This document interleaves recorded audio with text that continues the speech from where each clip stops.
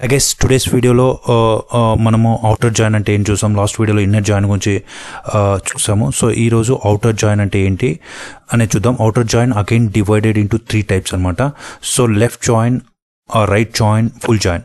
Left join అన్న or left outer join అన్న ఒకటే, రైట్ జాయిన్ అన్న రైట్ అవుటర్ జాయిన్ అన్న ఒకటే, ఫుల్ జాయిన్ అన్న ఫుల్ అవుటర్ జాయిన్ అన్న ఒకటే. సో లాస్ట్ వీడియోలో జాయిన్, సో ఇన్నర్ జాయిన్ అంటే తెలుసు కదా మీకు, లాస్ట్ వీడియోలో డిస్కస్ చేసాం. ఇన్నర్ జాయిన్ అంటే చూడండి ఓన్లీ మ్యాచింగ్ రోస్ మాత్రమే వస్తాయి అనమాట. సో ఇక్కడ 13th లేదు, సో ఇక్కడ నల్ ఉంది. సో ఈ 13th బుక్ ఐడి అనేది నల్ ఉంది, అందుకే మనకి రిజల్ట్ సెట్లో చూడండి 3 ఎగ్జిక్యూట్ చేస్తే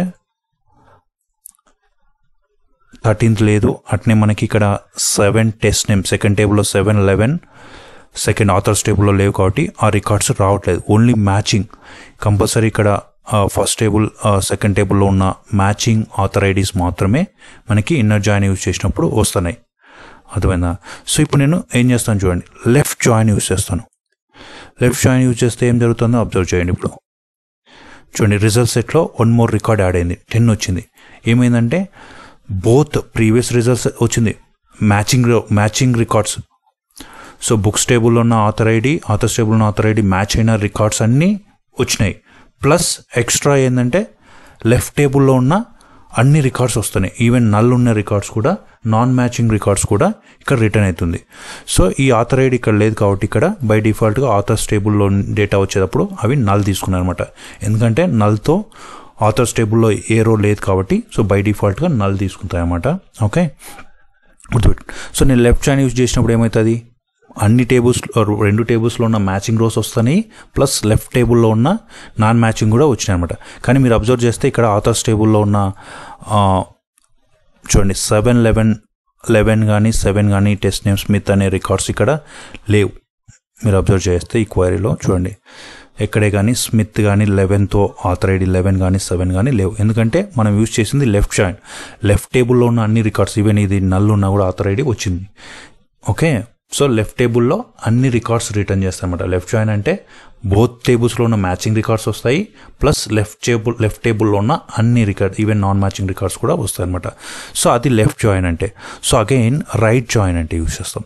సో రైట్ జాయిన్ అయితే ఏమవుతుందంటే ఇప్పుడు చూడండి, ఇప్పుడు ఈ రికార్డ్ రాదు, ఆర్టిఫిషియల్ ఇంటెలిజెన్స్ రాదు, మనం రైట్ జాయిన్ యూజ్ చేసినాం కాబట్టి బోత్ టేబుల్స్లో ఉన్న మ్యాచింగ్ రికార్డ్స్ వస్తాయి. మీరు అబ్జర్వ్ చేస్తే ఇప్పుడు చూడండి 7, 11 అనేది బుక్స్ టేబుల్లో లేవన్నమాట, ఆ ఆథర్ ఐడితో బుక్స్ ఐడి లేవన్నమాట.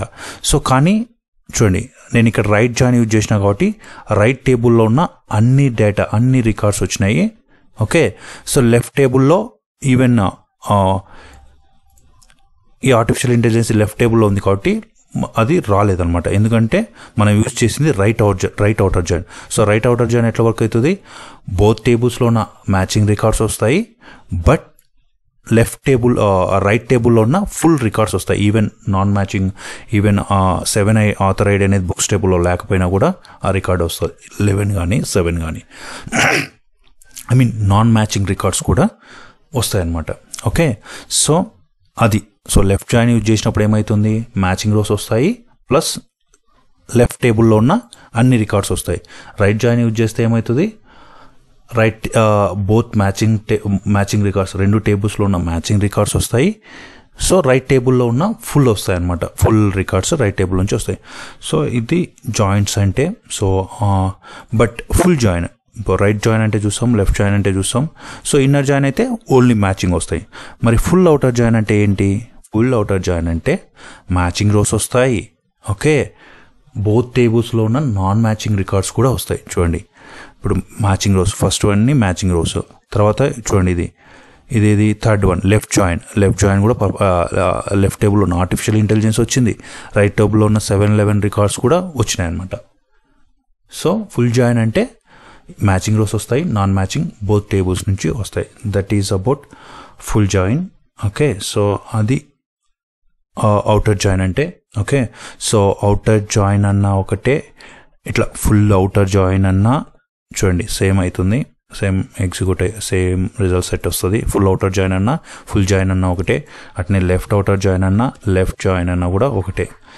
చూడండి లెఫ్ట్ జాయిన్ యూజ్ చేస్తే చూడండి ఆర్టిఫిషియల్ ఇంటెలిజెన్స్ ఓన్లీ లెఫ్ట్ టేబుల్లో ఉన్న ఫుల్ రికార్డ్స్ వస్తాయి, రైట్ టేబుల్లో ఉన్న మ్యాచింగ్ రికార్డ్స్ వస్తాయి. సో లెఫ్ట్ జాయిన్ అన్న ఒకటే, లెఫ్ట్ అవుటర్ జాయిన్ అన్న ఒకటే అనమాట. సో అది జాయింట్స్ గురించి. సో నెక్స్ట్ వీడియోలో ఇట్లా ఇప్పుడు మనం ప్రస్తుతానికి ఎగ్జాంపుల్కి అన్నీ తీసుకుందాం. సో కొన్ని తీసుకున్నాం అండ్ అలియాస్ నేమ్స్ యూస్ చేస్తాం. ఇట్లా బుక్స్ టేబుల్, అట్లా ఆథర్స్ టేబుల్ డైరెక్ట్ మనం టేబుల్ నేమ్తో మ్యాప్ చేస్తున్నాం. అట్లా లేకుండా అలియాస్ నేమ్స్ ఎట్లా యూస్ చేస్తాం అనేది నెక్స్ట్ వీడియోలో చూద్దాం. That's it for this video.